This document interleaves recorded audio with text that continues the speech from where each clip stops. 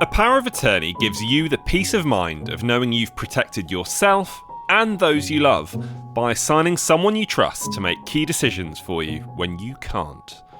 We don't know if or when that day will come, so the sooner we do it, the better.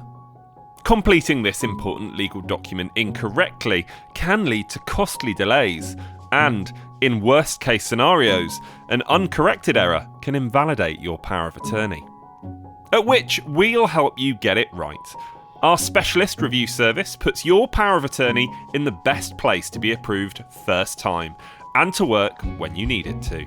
Our specialists will go through it with a fine-tooth comb to make sure it's error-free and legally compliant. Buy today or before the 30th of June to save 30%. And to do that, just head to whichwills.which.co.uk/POA offer. That's whichwills.which.co.uk/POA offer.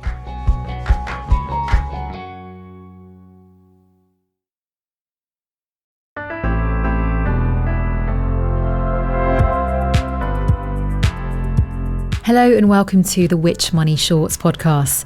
Inspired by our Which Shorts podcast, these episodes drop every other Monday to bring you a taster of some of the best money advice taken straight from the Which Money magazine. They're narrated by me, Lucia Ariano, host of the Which Money podcast, and we'll be back with your regular money podcast episode this Friday. Now today we're helping you learn how to build an investment portfolio that can generate a reliable income. This article was originally written by Ruth Emery. It's been a good year for income investors thanks to higher interest rates on cash and bonds and healthy dividend growth from UK shares and companies based abroad. In fact, UK companies dished out £88.5 billion of regular dividends in 2023, up 5.4% on 2022, according to financial services company Computershare. HSBC was the top payer, helping the banking sector become the UK's most generous dividend-paying sector for the first time since 2007. Bumper dividends from oil and utility firms such as Glencore, Shell and Unilever boosted the overall figure. Computershare expects UK dividends to keep growing this year, albeit at a lower rate of 2% due to a stagnant economy and more stable energy prices, which could limit the growth of oil dividends. It's been a positive picture for worldwide dividends too. They hit a record high of $1.66 trillion in 2023, 5% up on the year before, according to investment firm Janus Henderson. It forecasts that global dividends will reach $1.72 trillion in 2024. So how can you cash in on these healthy returns? A dividend is a payment that companies listed on the stock market can make to shareholders. Not all companies pay dividends, but many do. They are often paid out twice a year, although some issue them quarterly or monthly. One of the most famous companies to recently start paying a dividend is Meta Platforms, which owns Facebook. While it's only offering a tiny income, 50 cents quarterly from a share trading at around $490, it highlights a wider trend of rising dividends over the past few years. Dividends are not guaranteed, however, and you'll need to choose your investments carefully. Here are some key metrics to help you identify businesses that are reliable dividend payers. The figures can generally be found in companies' reports and accounts. Dividend cover ratio. This covers how affordable the dividends are. It's calculated by dividing the firm's earnings per share by its dividend per share. Unilever, for example, had a cover ratio of 1.75 in 2023. A low dividend cover ratio of 1 or less suggests dividends are vulnerable because the company is using most of its profits to pay for dividends. A higher value provides more comfort. Yields. This is a measure of how much income the business is generating for its current value. It's calculated by dividing the amount paid out per share by its price, so a £100 share paying a £3 dividend has a yield of 3%. The forecast aggregate yield for the FTSE 100 in 2024 is 3.8%, according to AJ Bell. When a company's shares yield significantly more than its competitors, this could be a warning sign. Laith Kalath, head of investment analysis AJ Bell, says, if a company is trading on a very high historic yield, it may be because the market is expecting a dividend cut, or else low levels of growth, potentially putting the dividend under pressure. Free cash flow. This is how much money a company has left after expenses have been made, including interest or borrowings. Firms that pay their dividends without resorting to borrowing will have a positive free cash flow figure. However, if a dividend is being funded out of debt, this should be a warning sign. Remember to pay attention to how the company is performing in terms of its share price and its outlook for sales and profits. You will want some investment growth as well as income. Growth is important to help combat the effects of inflation. You may wish to have some fast-growing companies to prop up the more sluggish but high dividend-paying firms in your portfolio. In time, those high-growth firms may enhance their dividends too. How to build an income portfolio.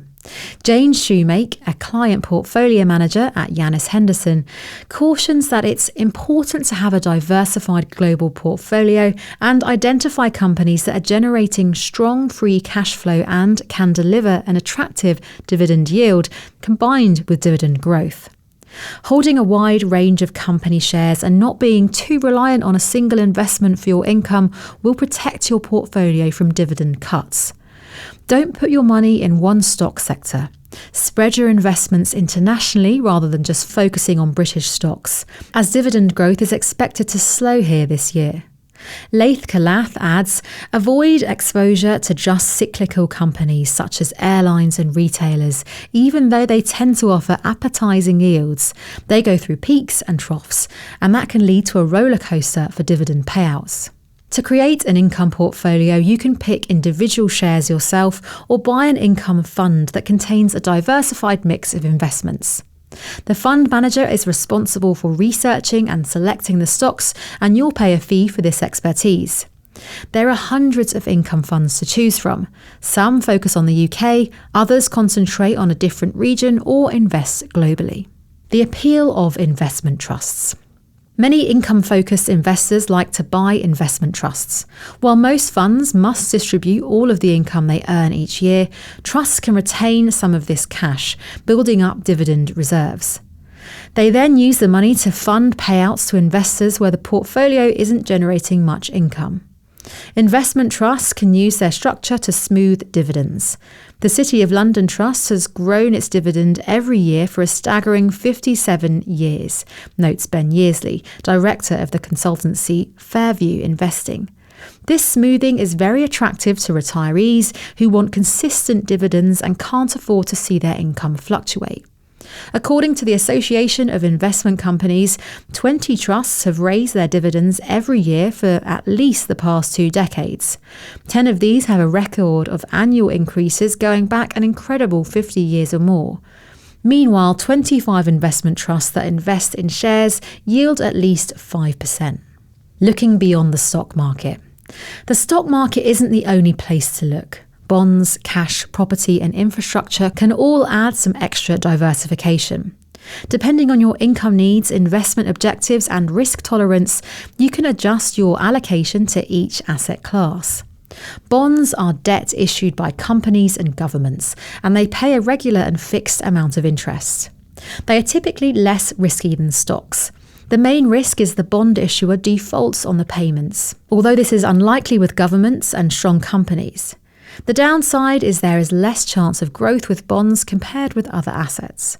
There are plenty of bond funds, also called fixed income funds, to choose from. Artemis Corporate Bond and 91 Global Total Return Credit are recommended by Kalath and Yearsley respectively. Distribution yields reflect the income that's expected to be paid over the next 12 months as a percentage of the unit price. While bonds deliver steady income, infrastructure investments are sometimes linked to inflation, providing protection from rising prices. Big infrastructure projects include road building, new airports, and the transition to green energy. Investors get a share of the income generated, which is often underwritten by governments and may be linked to inflation. Commercial property funds are another option. They invest in assets such as shopping centres and earn returns from rental income and capital appreciation. The rents provide income to investors. The risk with property and infrastructure funds is that the investments inside them are large and illiquid, and the funds can suspend trading if there is a sudden exodus of investors. This happens when investors try to withdraw their money and the fund manager can't sell investments quick enough to meet the redemptions. What about cash?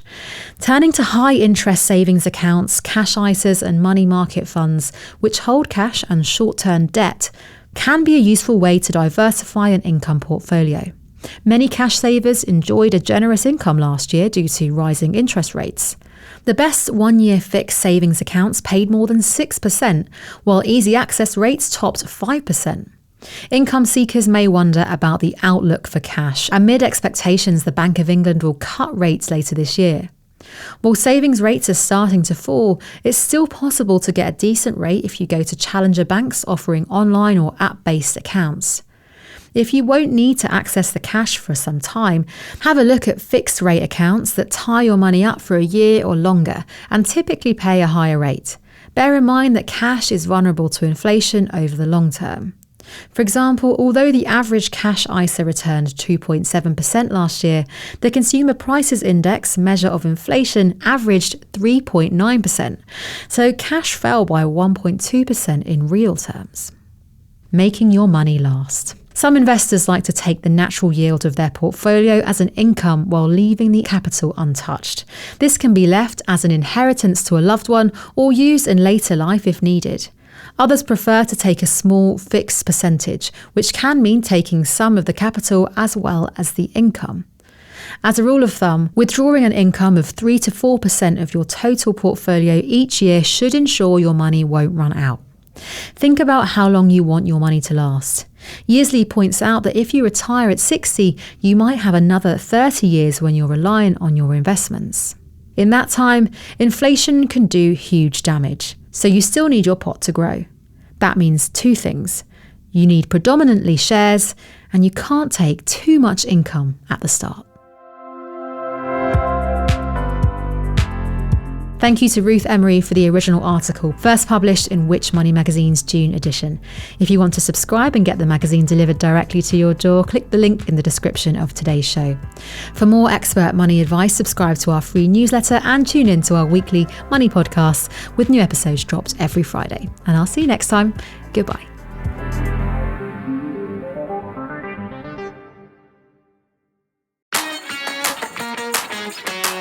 Like listening to podcasts just like this one from the team at Which? Well, we've got some good news. All our podcasts are now available to listen to on YouTube and YouTube Music. So whether you like listening to Get Answers, Which Shorts or Which Money, all episodes can now be listened to directly on YouTube or through the YouTube Music app. To find them, just search for the podcast you'd like to listen to.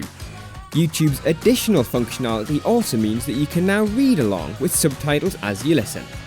Don't panic though, all Which podcasts are still available to listen to elsewhere too. So wherever you listen, we'll see you soon.